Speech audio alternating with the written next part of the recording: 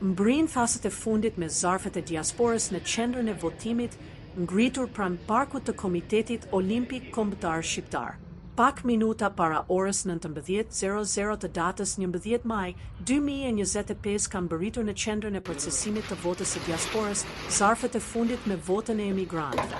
Avioni i DHL-s kanë bërritur nga Leipzigu, ku ndodhet veselia qendrore e grumbullimit dhe seleksionimit të dërgesave të DHL-s. Vëzhguesit e Unionet të Gazetarëve Shqiptar Profesionistë të Diasporës kanë mësuar se numri i zarfeve të fundit është mjaft i ulët. Numri i zarfeve të rregullta janë 80 dhe 63 zarfe kanë rezultuar të parregull, pra janë zarfa gri. Unioni i Gazetarëve Shqiptar Profesionistë të Diasporës sjell ekskluzivisht pamjet e mbylljes së kutive të fundit të votës së diasporës shqiptare, e cila për herë të parë në histori votoi përmes sistemit postal.